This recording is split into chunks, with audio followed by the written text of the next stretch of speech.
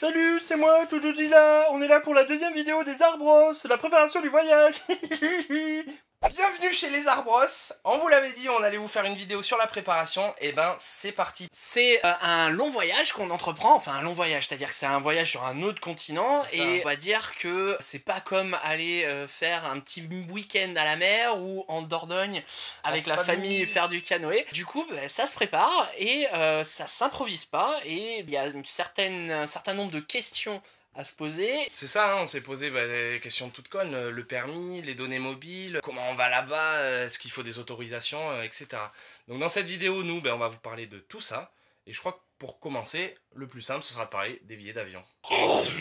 Avion! Waouh! On s'y est pris un petit peu à l'avance, et j'avoue qu'on a eu un petit peu de chance quand même, puisqu'on s'en tire pour un peu moins de 1200 € l'aller-retour tous les deux, sachant qu'on les a pris début mai. Par Air France en plus. Au début on avait quand même peur que ça nous coûte beaucoup plus cher, on n'a pas l'habitude de faire des voyages aussi longs, sachant qu'en plus on fait pas un simple Toulouse-Los Angeles, Los Angeles-Toulouse, on fait vraiment Toulouse-Los Angeles et San Francisco-Toulouse. Bon, l'avion risque d'être un petit peu long puisqu'on a quand même 16h40 à l'aller. Alors du coup je voulais te demander, 16h40, il y a une correspondance? Oui, en gros c'est Toulouse, en gros de l'entrée dans l'avion à Toulouse jusqu'à la sortie de l'avion à Los Angeles. Et le retour on a un petit peu moins quand même, on est quand même à 15h15. Du moment où on rentre à San Francisco jusqu'à ce qu'on sorte à Toulouse. Petit passage un peu compliqué, entre temps on a 3 heures d'escale à Paris, sauf qu'on arrive à Charles de Gaulle et on doit aller jusqu'à Orly. Je pense qu'en 3 heures on peut se démerder, normalement ça devrait aller. De toute façon le retour on s'en fout, on sera en vrai, voilà, revenu. À partir du moment où tu arrives en France, voilà. Ça va, c'est pas grave. Du coup on peut bien enchaîner avec les billets de la BlizzCon. Du coup, ce qui a conditionné l'achat de nos billets d'avion, c'était l'achat des billets de la BlizzCon. Parce qu'à la base, en fait, comme on vous l'avait déjà expliqué, ce qui a motivé notre départ pour la Californie, c'est la BlizzCon, en fait. C'est cette fameuse convention. Comme toutes les conventions, il faut avoir un ticket, et il y a un certain nombre de billets, donc c'est fini. Le système de vente, en fait, est un peu particulier, puisqu'ils annoncent à l'avance à quel moment ils vont vendre les billets. Un premier jour, va y avoir une partie des billets qui vont être vendus, et une semaine plus tard, l'autre partie qui est vendue. Donc du coup, ça veut dire quoi? Ça veut dire qu'il faut être dans les starting blocks pour acheter les billets. Après, on s'est bien démerdé, on l'a eu direct. Le truc, c'est que je suis arrivé en premier sur le site pour acheter les billets. Au moment de prendre les billets, problème d'authentification, impossible de me connecter au Battle.net, je sais pas pourquoi, impossible. Heureusement, toi, t'étais dans la file en backup au cas où, tu vois. Et du coup, t'as pu prendre les 2 billets. Ouais. Donc c'est super cool, mais il y a quand même une ombre au tableau. Ouais, en fait, la BlizzCon cette année, pour vendre leurs billets, en fait, ils passent par un prestataire qui s'appelle AXS. En gros, c'est censé faciliter l'accès et le traitement des billets. Sauf que c'est une appli sur téléphone, et l'apparition des billets, en fait, sur le téléphone, était pas fonctionnelle hors États-Unis. Du coup, on a mis du temps à voir nos billets apparaître, et on avait jusqu'au 26 août pour se les transférer. Et le truc, c'est que nos billets ne sont apparus que là, il y a une semaine ou deux, fin septembre. Donc nos billets, on les a, mais j'ai pas pu transférer son billet à Jocelyn. Une des questions qu'on s'est posées aussi, c'est le permis. Parce que nous, on a notre permis européen, mais quid des États-Unis, quoi. Quid. Donc on s'est posé la question de est-ce qu'il y a quelque chose à faire, quelle démarche, machin. On s'est renseigné, en fait. Étant donné qu'on y va que 10 jours, on n'a rien à faire. Quand vous passez moins de 3 mois, je crois que c'est, sur le territoire, alors en fait, il y a correspondance avec votre permis, donc pas besoin de permis international. Ça nous a permis de louer la voiture, et ça nous permettra là-bas de conduire. La bonne nouvelle, c'est que on a loué la voiture. Ça nous a coûté 322 € pour les 10 jours. Donc on la récupère dès qu'on arrive, on la lâche juste avant de partir. Dans tous les cas, cette voiture-là, ça va être notre compagnonne de route, littéralement, puisque c'est avec elle qu'on va faire tous nos déplacements. On est impatient aussi de la retrouver, puisque ce sera finalement, quand on arrivera là-bas, si on compte pas les douanes, ce sera notre première interaction avec les locaux. J'avoue, moi j'ai réfléchi parce que je commence à se dire, merde, qu'est-ce que je dois dire? Bon alors attends, en anglais, louer, ça veut dire, ça se dit rent. C'est rigolo que tu dis ça de qu'est-ce que je vais me dire, parce que moi je me dis qu'est-ce que tu vas dire. Ah bah oui, forcément. Ça va être notre première interaction, on va dire, en dehors de l'aéroport, récupérer la bagnole pour aller à notre hôtel, et le lendemain ce sera la BlizzCon et le début de notre super voyage. Mais alors, une fois que t'as ton billet d'avion, permis de conduire, les réservations de l'hôtel et la BlizzCon, qu'est-ce qu'il reste à faire pour aller aux États-Unis? Il resterait pas le passeport? Le passeport! Là, comme ça, pim! D'ailleurs, faut que je vous raconte cette histoire de ouf, de karma, de chance, de tout ce que vous voulez. Mon passeport en fait était plus valable, donc il a fallu que je le refasse. Déjà, ce voyage, on en parlait l'année dernière, mais bon, moi, comme d'habitude, je me suis dit, oh, on a le temps.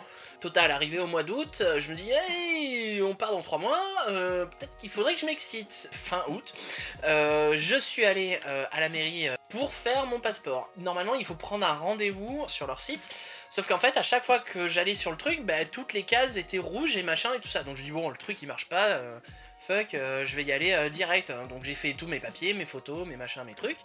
Et je suis allé à la mairie en vainqueur un vendredi matin. Arrivé là-bas, je débarque et il y avait plusieurs personnes qui étaient à des comptoirs. Et je commence à aller vers la salle d'attente et en fait il y a une dame derrière un comptoir qui me dit hey, monsieur, qu'est-ce que je peux vous aider, venez ici, je suis libre. Je me pointe là-bas. Et du coup, je lui dis, bah, j'aimerais refaire mon passeport et ma carte d'identité. Elle me dit, ah bah très bien, on va prendre rendez-vous. Donc là, elle m'explique qu'en fait, il faut prendre un rendez-vous pour remplir un passeport et demander son passeport. Donc je dis, ok, quand est-ce qu'on peut prendre ce rendez-vous? Elle me fait, bah, le premier que j'ai là, c'est le 1er octobre. Ah, ouais, mais alors, combien de temps ça prend pour faire un passeport? Elle m'explique que là, ça peut aller jusqu'à 2 mois. Je dis, ah ouais, mais moi je parle le 31 octobre. Donc je commence à lui expliquer que ben ouais mais moi il me le faut avant le 31, que j'ai déjà pris les billets d'avion, que c'est compliqué. Elle m'explique qu'elle peut aller voir dans d'autres mairies s'il y a des disponibilités. La disponibilité la plus tôt elle était autour du 20 septembre donc pareil ça faisait short pour 2 mois de passeport. Sinon elle me proposait du coup de faire une demande à la préfecture une fois que j'aurais fait le passeport pour passer en urgence, sauf que urgence, bah, généralement les modalités c'est genre déménagement, emploi, des trucs professionnels ou décès dans la famille, ce genre de trucs quoi. Je tirais une gueule de 10 km en vrai, hein, j'avais vraiment les boules. Au bout de quelques minutes d'échange, ben, la dame m'explique en fait que normalement elle bosse dans la mairie de la Reinerie, qui est un autre quartier de Toulouse, et que exceptionnellement en fait la mairie était en travaux ou en entretien, enfin je sais pas trop quoi, et que du coup elle avait été déplacée à Saint-Cyprien, mais que eux, à la mairie de la Reinerie, lui avaient pas transféré ses rendez-vous. Et donc que ce vendredi après-midi, ben, elle n'a pas ses rendez-vous. Qu'elle me dit, ben, si vous voulez, je peux vous recevoir à 13h40. Ben carrément que je veux, oui.